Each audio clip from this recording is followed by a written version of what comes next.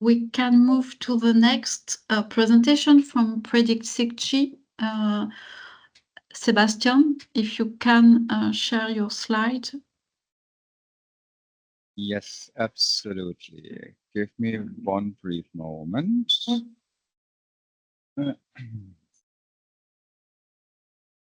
Right. So if my bandwidth doesn't allow me to share video, just please let me know, yeah? No. Okay. We can see your slide. Great. Thank you.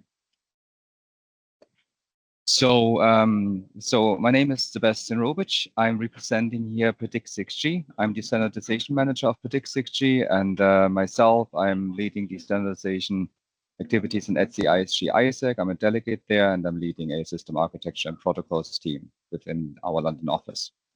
So the focus here is to assess the applicability of our SDO capabilities, or also opportunities in PREDICT6G based on the technical work we are conducting. So very briefly to reiterate what was already shared on one slide what PREDICT6G is about, to slightly go a bit more into the multi-domain aspect in particular and DetNet. So our reference architecture, as you can see here, is first based on the multiple domains that we have, and nowadays the concatenation of computer networks, which is called the internet. So you see a lot of access networks around Wi-Fi, around 3GPP.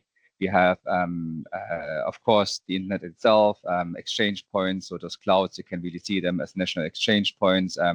The C cables we have, but also we have cloud environments where we have IP networks that are, again, more on a scale that forms its own domain, both administrative and from a technology perspective.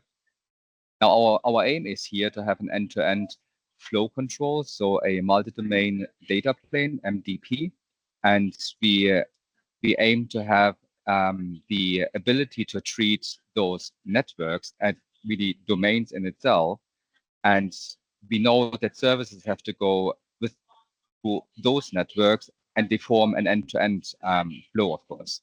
Now, this end-to-end notion is, of course, something that is at the moment quite hard to control, and that is where we are trying to essentially plug in with our technology within the deterministic networking scope, that we can essentially expose each domain through so-called management functions that allowing us to do exposure of topology, to exposure of capabilities, resource exposure, and of course also the ingestion then of configurations within each domain. So it needs a certain level of abstraction, and most importantly, of course, some level on the very top of this of those multi-domains to be able to have an end-to-end view and to have a closed loop automation where you feed in data, you calculate something, whether it's a path, an admission of a service flow, a change of configuration within each domain, and then the ingestion of the flow. So that's what we are really after as a reference architecture within PREDICT6G.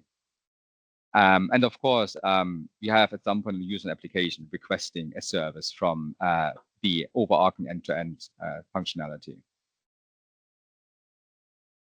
So I'll just move the something is in the way, and here we go. Most importantly, also, of course, if you want to communicate down to domains or between management functions, we, of course, have a need for application programming interfaces. We all know the importance of standardization there to support a more unified view on how to realize those APIs so that vendors can go off and implement them themselves. And we also see the evolution, of course, of the domains to expose themselves as DetNet and being able to receive configurations around DetNet. Now, the core ambitions within this, let's say, realm of reference architecture is obviously the cross-domain aspect of an end-to-end deterministic service management automation. So really being able to have the admission control of new service flow in an end-to-end view across the administrative and technology domains. Also bear in mind that we are not necessarily saying that all domains are always part of any consideration. So even two like 3GPP domains from two different operators are essentially two administrative domains of the same technology. And of course, the other way around, having a Wi-Fi and 3GPP domain from the same operator would still mean one administrative domain, but two technology domains. Now, we also have the ambition to emulate the deterministic network capabilities so that you will see later then that we're able to essentially perform predictions whether or not we can even admit a new service flow in an end-to-end fashion. This is done through network digital twinning, which is part of our end-to-end story, that we essentially in the virtual world have a replication of the network characteristics, properties, and current resources, so that we can perform the calculation and the prediction whether or not the new service flow can be admitted or configurations within each domain has to be changed. We also, given that we are within the telco space, where mobile networks, in particular 3GPP, is visibility as the key enabler for allowing people to communicate. We do know that the importance of mobility is quite dominant in this domain, and therefore there's considerations in PREDICT6G to also look at how we actually see mobility impacting deterministic communication. Now, being able to really expose and configure, of course, you need a highly configurable monitoring platform, and this platform has to work in a multi-technology fashion. And again, piggybacking on the reference architecture, again, the exposure in an end-to-end fashion is, of course, part of the highly configurable adjective here. Now, we also know that once we have the ability to control and to expose, well, we also need to improve on actually the capabilities on the actual data plane, and mainly it focuses and predict on Wi-Fi 802.11 and also on 3GPP. Last but not least, we see the integration of such a data plane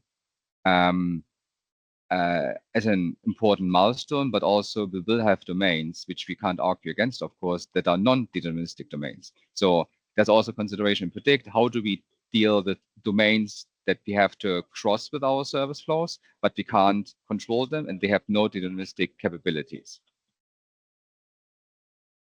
Now, focusing on the extendable and adaptable management architecture. So if we delve a bit more into the, let's the overarching aspect, you see on the very top, again, the end-to-end management domain, MD, and you see what we know from 5G, of course, the service-based architecture principles around service endpoints that are scalable. And we have the multiple domains there, in this case 3GP, IETF.NET, Wi-Fi, and any other domain that are then basically translating and allowing us to expose and configure the actual technology domains that are at the very bottom. So the cross-domain end-to-end ambition around deterministic service management is within the end-to-end management domain.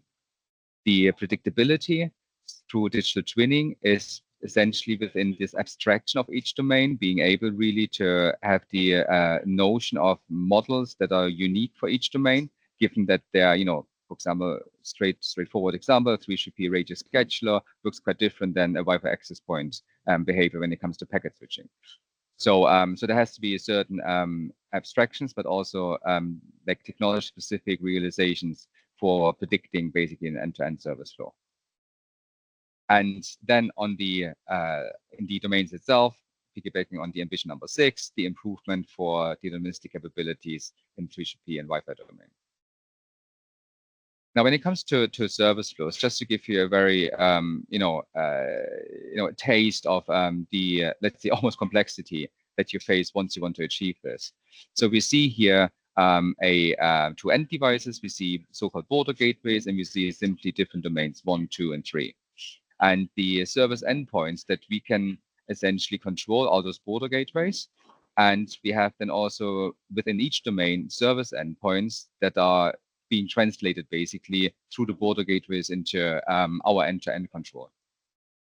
Now, if you really want to inject something, so if you go, for example, an application, you want to inject application, and we are like, okay, we're establishing flows. There's different mechanisms around multipath, frame replication, frame reordering.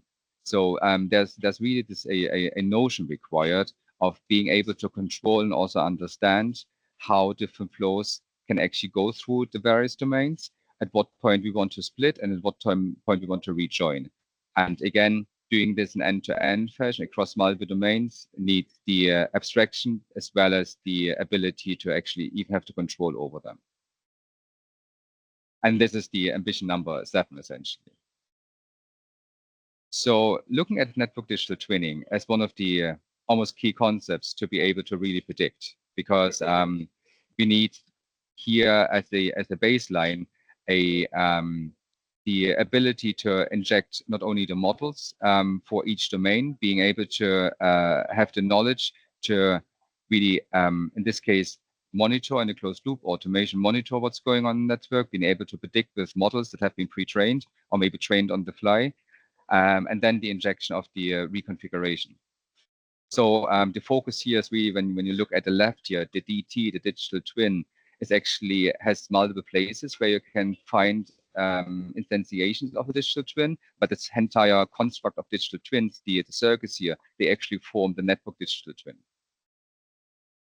So one of the challenges that we faced early on was really around how you actually model network topology, given that not every domain is willing to expose any sort of data. Just to give you a very brief overview of what we have been doing is once you abstract, you of course lose information. So it was really the exercise of trying to find the right level of abstraction so that we are well able to understand the topology. Ideally, within a domain, of course, it's always hard. Like 3GP, for example, will not give you a very detailed topology, only a sort of abstraction. So finding the right level based on what standards already have defined in order to still achieve the end-to-end controllability of a service flows going through domains. Now, the multi-domain data plane, though DetNet itself and with an IETF has a couple of, there were actually 3 different approaches.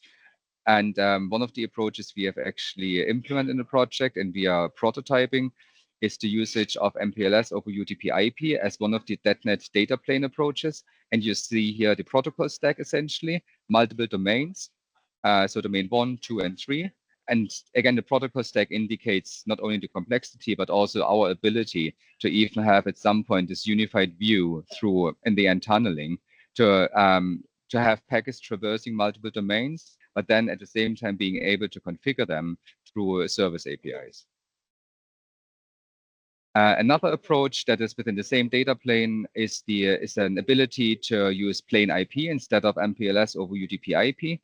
And here's the innovations, ideas around extending IP headers to essentially being able to give a bit more notion to each router within domain or outside of domain over which we have control to say, look, we actually know the relationship of multiple packets to each other because multiple packets usually have one application data unit, let's say a video frame or a JSON for controlling a robot. So you need multiple IP packets to basically carry this. And if you get this sort of notion down to a router, you have the ability to essentially understand their relationship to each other. And this sort of DetNet behavior is also a nice mapping into what 3GP, for example, is doing when it comes to PDU set markings. And this concept basically here allows us really also to tackle something where we do an end-to-end configuration, but we know within a domain, in this case 3GP, that we can support like PDU sets with that solution. Just a very brief, that's one of the demos for DetNet, which is the MPLS over UDP/IP, where, yes, Sylvain? No, okay. Just to give you a notion of we are implementing things and you see multiple domains, 3GP, DetNet, and then both endpoints. So we're really getting to the point of really trying out our solutions. Now, very briefly, we all know the importance of standardization. Just to reiterate very briefly, we know a single global standard allows us for a particular system, allows us to really have one standard for multiple vendors, one solution that simply works across countries, across vendors, and for us as human beings to have end devices that simply work wherever we are. Now, this is essentially just a recap of our architecture, slightly different way of drawing. And what I want to highlight is that we as PREDICT6G, even though there's a lot of complexity in the system, there's actually no single component in our system that does not have any home in any of the standards. You see here 3GPP, you see IEEE, you see IETF.NET, you see ETSI and ZSM, you see IETF Ops, as well as IRTF NMRG. So we really have all the components, even though, again, it is a very complex. We know that everything we're doing actually has a home in a standards body. And if you're interested, there's the GlobeCom paper that will be published on IQ Explore, I guess, in January, February, that will be presented this year at GlobeCom on this particular topic. Very briefly, I know I'm running a bit out of time, so let me just skip the details on the actual, let's say, standardization aspects we are focusing on.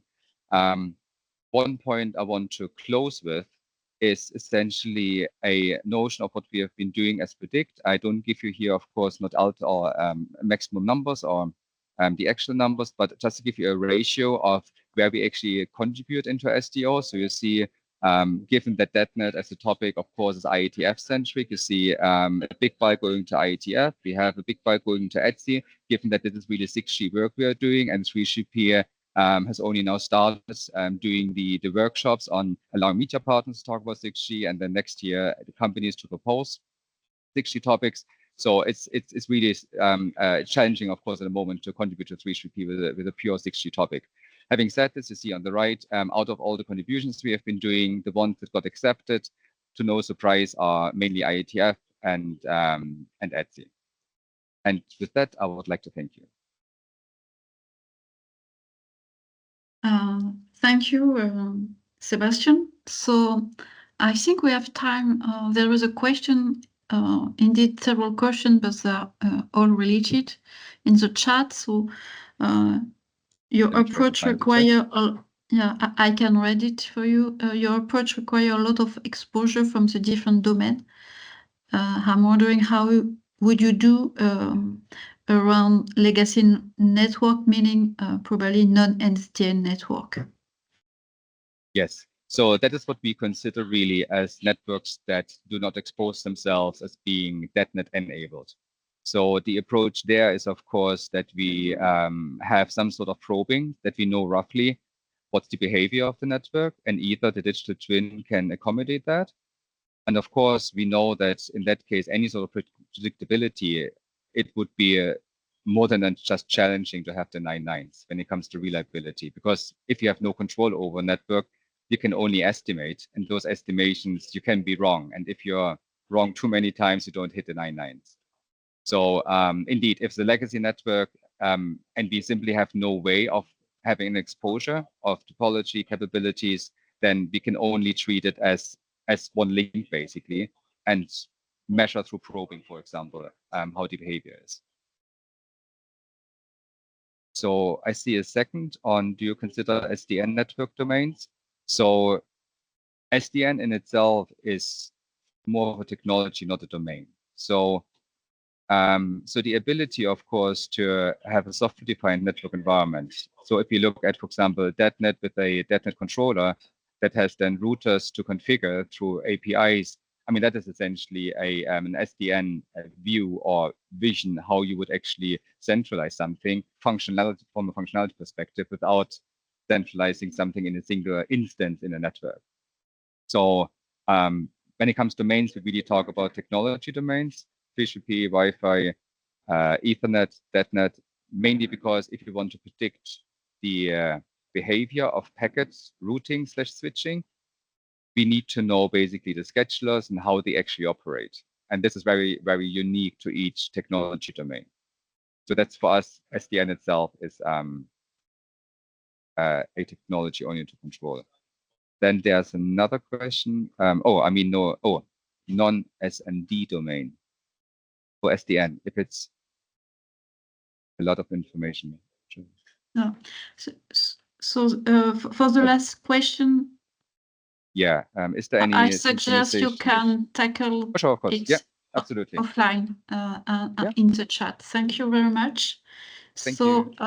Now we will move to the next presentation on Desire 6G.